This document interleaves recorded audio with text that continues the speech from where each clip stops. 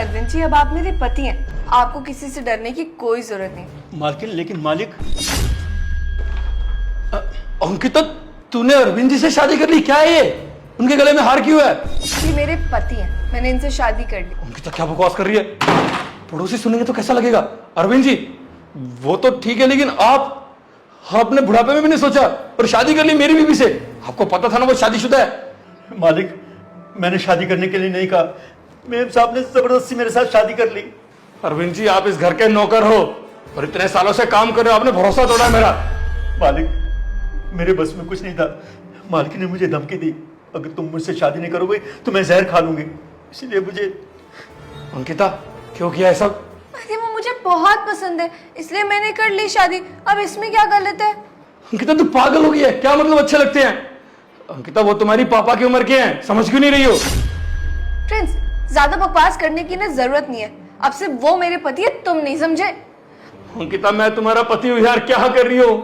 बोल दे सब मजाक था। चलो वो हार उतारो। मैं नहीं उतारूंगी हार।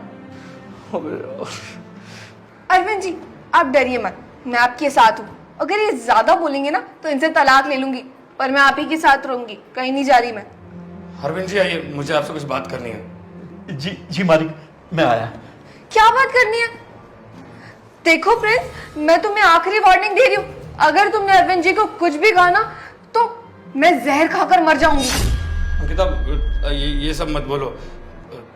मुझे ऐसे बात करनी है कुछ। वो खाना नहीं बनाया ना अभी तक उन्होंने, उसके रिलेटेड। ठीक है, कर लो बात जो करनी है, पर सिर्फ 2 मिनट का टाइम है, समझे? आइए अरविंद जी।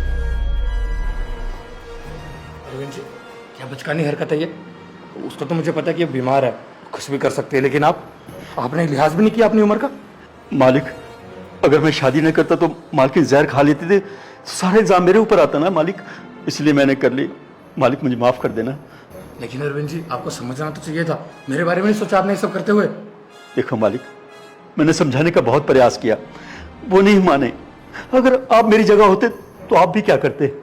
चलो ठीक है अरविंद जी, लेकिन एक बात बताइए, आपने कुछ ऐसा वैसा तो नहीं किया ना मेरी बीवी के साथ? नहीं नहीं मालिक, मैं ऐसे कैसे सोच सकता हूँ? वो तो मेरी बेटी जैसी है। अरविंद जी कितनी बात करेंगे अब? आपको याद है ना आज हमारी शादी की पहली रात है, और पहली रात पे क्या होता है? अंकिता क्या बकवास है ये? मैं तब से ये सब सहन कर रहा हूँ, इसका मतलब ये नहीं है तो कुछ भी बोलेगी। फ्रेंड्स, हमारे भी शादी हुई थी तो पहली रात हुई थी ना, अब मेरी उनसे शादी हुई तो पहली रात क्यों नहीं होगी? अंकिता वो बात अलग थी यार, हमारी शादी हुई थी। कुछ फालतू नहीं है फ्रेंड्स, समझे? और तुम्हारे मानने ना मानने से ना हकीकत चेंज नहीं हो सकती। मेरी उनसे शादी हुई है और मैं उन्हें अपना पति मानती हूँ। अगर तुम्हें कुछ ज्यादा ही प्रॉब्लम है ना तो ठीक है, ले लो तलाक मुझसे और निकल जाओ यहाँ से, मुझे कोई फर्क नहीं पड़ता। मुझे अरविंद जी के साथ रहना है। अरविंद जी काम कीजिए, जाइए उसके पास, लेकिन कुछ आड़ी टेढ़ी हरकत मत करना प्लीज।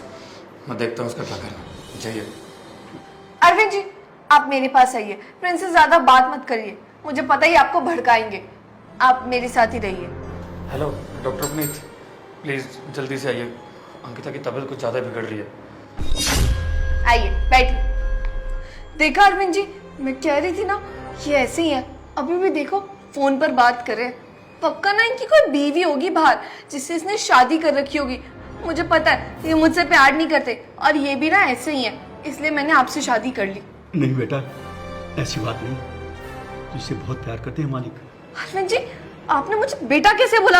आप मेरे पति हैं, भूल गए क्या? हमने शादी की थी। वैसे अरविंद जी एक बात बताइए, आपकी शादी हो गई?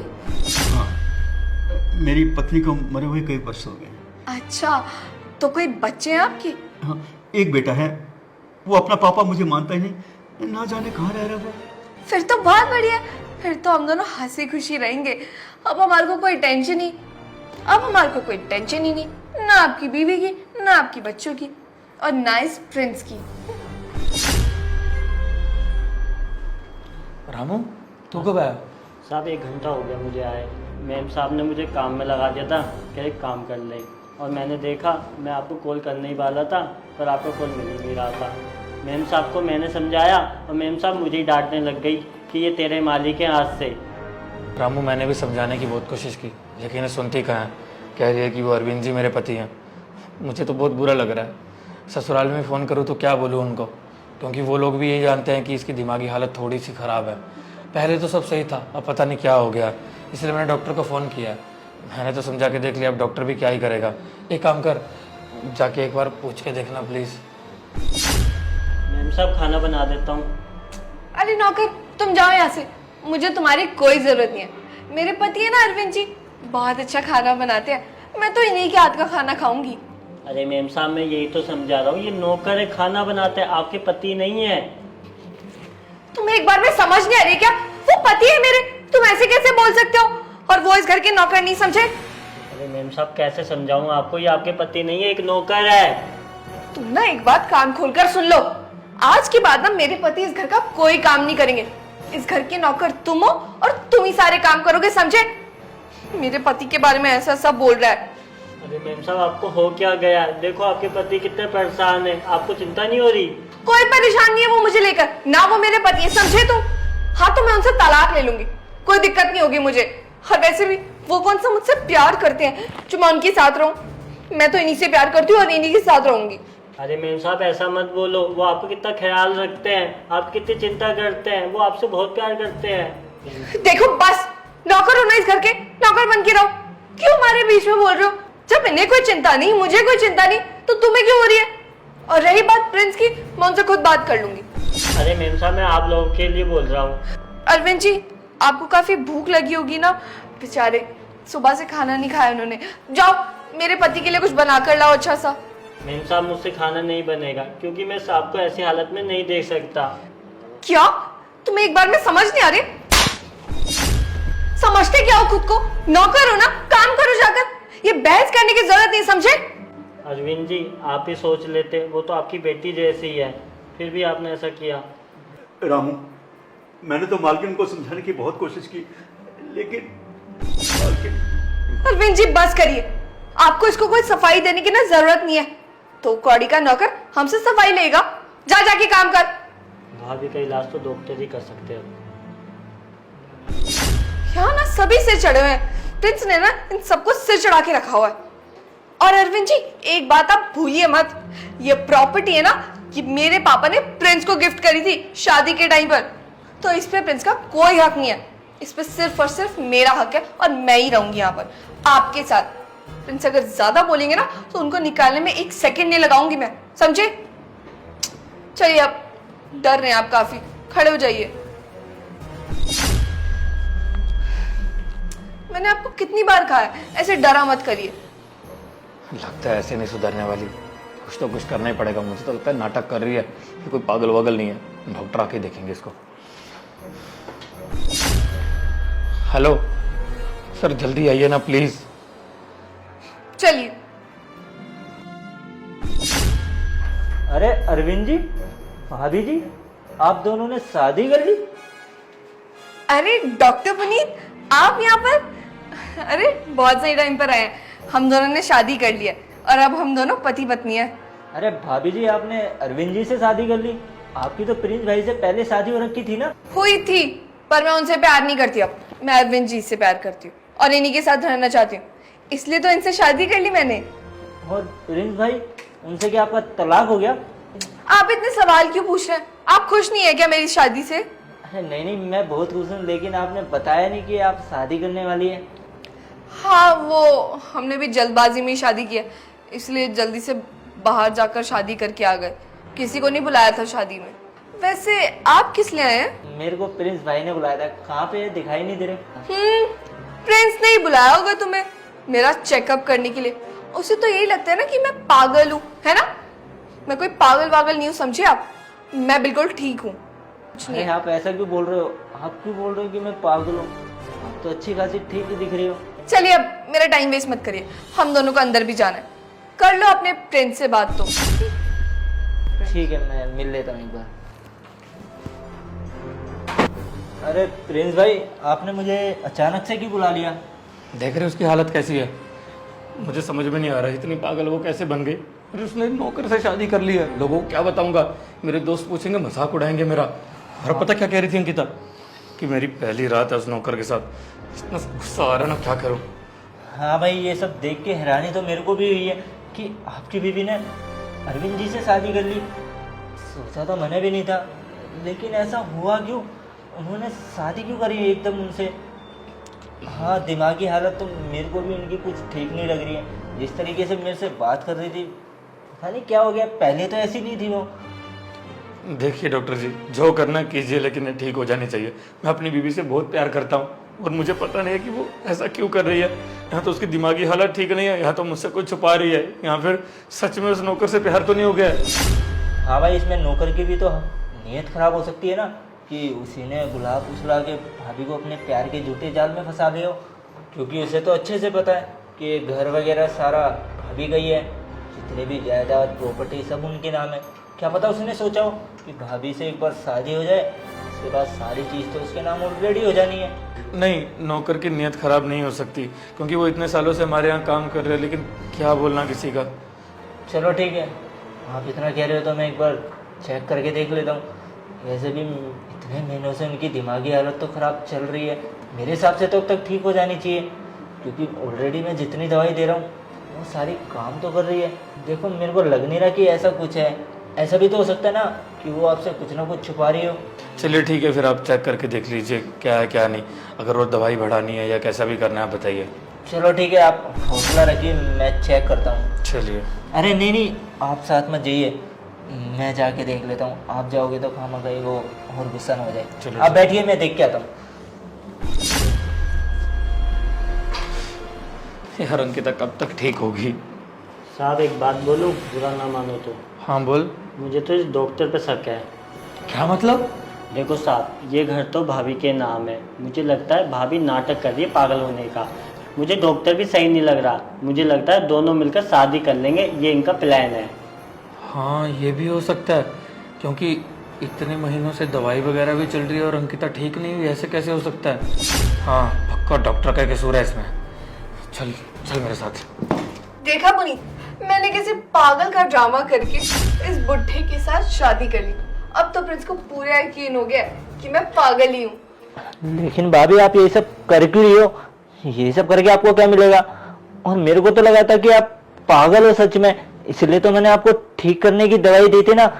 और आप ये पागल होने का नाटक कर रही हो उल्टा, वो भी प्रिंस भाई के आगे। और मैंने कब बोला आपको कि आप ये सब करो? आप मेरा नाम क्यों लगा रही हो इन सब चीजों में? ये सब तो आप चाहती थी ना। सब क्या बोले जा रहे हो तुम? हम दोनों का ही तो प्लान था। और क्या है ये सब? डरो मत तुम, कोई नहीं आता इस कमरे में जो तुम्हारी बातें सुन लेगा। देखो भाभी, ये सब चीजों में मेरा कोई हाथ नहीं है। मेरे को तो आज तक यही लगता था कि आप सच में पागल हो, इसीलिए तो मैं आपको ठीक होने की दवाई दे रहा था। और आप अचानक से मेरे को अपने प्लान में शामिल कर रही हो। मैंने आपसे भला ये सब कब बोला? मेरे को तो पता भी नहीं था कि आप ये नाटक कर रही हो पागल होने का। अगर ये सब चीज मेरे को पहले ही पता होती तो मैं सारी बातें प्रिंस भाई को ना जाकर बता देता। देखो पुनीत, ये तो तुम्हारा कुछ ज्यादा ही हो रहा है। क्या बकवास करे जा रहे हो? बहुत बढ़िया अंकिता, बहुत सही किया। अच्छा तो डॉक्टर साहब आशिक हैं, इसीलिए मैं सोचूं कि जब फोन करता हूँ कैसे आ जाते हैं फट से कि नहीं भाभी की तबीयत खराब होगी, दवाई दे देता हूँ। कितनी दवाई तो बदल के भी दे दी, लेकिन अंकिता ठीक नहीं हुई। और आज अंकल जी से शादी करने का नाटक किया अंकिता ने, ताकि मैं तुमसे तलाक ले लूं और तुम इससे शादी कर सको। ओह, घर तो तुम्हारे ही नाम है, क्योंकि तुम्हारे पापा ने मुझे गिफ्ट जो दिया था मैंने कोई मांगा नहीं था उनसे। हाँ तुम रईस हो ना, पापा ने दे दिया घर गिफ्ट। और मेरे घर में तुम रहना नहीं चाहती थी, इसलिए यहाँ रहती हो। सही है, कोई बात नहीं, इससे शादी करनी थी तो पहले बता देती। अरे नहीं नहीं भाई, ऐसा कुछ भी नहीं है जैसा आप सोच रहे हो। मैं अंकिता के साथ नहीं मिला हुआ था। और रहने दो डॉक्टर जी, सारी बातें सुन ली है मैंने। भाई मैं तो बस इससे शादी करना चाहता था, इसके अलावा और कुछ भी नहीं है। और मुझे अगर पता होता कि ये सब आपके साथ करने वाली है तो मैं तो आपको खुद ही आकर बताता ना। रहने दो डॉक्टर साहब, आप मत बताइए कुछ भी, सारी बातें सुन लिया, मैं बहरा नहीं था। अच्छा शादी करना चाहती थी इससे तो बता देती पहले अंकिता, करवा देता इससे शादी। धोखा देने की क्या जरूरत थी? अंकिता बहुत हो गया, तेरा आशिक वो नहीं, ये है रामू नौकर। तुझे क्या लगा सच्चाई का पता नहीं चलेगा? मैं बताता हूँ पूरी बात। तुझे इससे प्यार था और तुझे पता था कि मुझसे तलाक ऐसे मिलेगा नहीं, इसलिए तूने खुद को पागल करने का बहाना किया और जब भी डॉक्टर चेक करने आए तूने पागलों वाला नाटक किया, तुझे हॉस्पिटल लेके गई तूने पागलों वाला नाटक किया, और तुझे पागल से ठीक होने की दवाइयां देते रहा 2 महीने से। मुझे ये लग रहा था कि अंकिता अचानक से पागल कैसे हो गई। तेरे मायके में कॉल किया तो सबने बताया कि नहीं, अंकिता तो बिल्कुल फिट थी, कभी पहले भी ऐसे कभी नहीं हुआ। और आज तूने डॉक्टर को फंसाया, और फिर तुझे पता था कि मैं सब कुछ सुन रहा हूं, और तूने ये सब बोला डॉक्टर को ताकि तू मेरी नजरों में गिर जाए और मैं तुझे तलाक दे दूं, और फिर तू आसानी से इस नौकर से शादी कर ले और इस घर में रहे। ये सब प्लान था। और तू मुझे क्या बोल रहा था कि हाँ डॉक्टर ही मुझे डॉक्टर, और तू क्या बोल रहा था मुझे कि हाँ मुझे तो डॉक्टर की नीयत पे शक है। बहुत बढ़िया अंकिता, प्लान बहुत अच्छा था, लेकिन बदकिस्मत से नाकामयाब रहा, और अब तू मेरे दिल से उतर गई है। तू ये चाहती थी कि सब आसानी से हो जाए और तेरी बदनामी, तू ये सब चाहती थी कि तेरी बदनामी भी ना हो और सब सही है अंकिता, प्लान तो अच्छा था लेकिन बदकिस्मती से नाकामयाब रहा। तेरा तो ये प्लान था कि सब कुछ सही से हो जाए, तेरी शादी भी हो जाए दूसरी, और तेरी बदनामी भी ना हो, मैं आसानी से तलाक दे दूं, लेकिन ये सब फेल हो गया तेरा प्लान। और अब ये सारी सच्चाई जब दुनिया को पता चलेगी ना, तब समझ में आएगा बदनामी क्या होती है। मेरी पीठ पीछे ये सब चल रहा था, वो भी मेरे घर के नौकर के साथ। अंकिता ये सब करना था तो पहले बता देती यार, तलाक तो मैं तुझे पहले भी देना चाहता था जब से मुझे पता चली थी बात।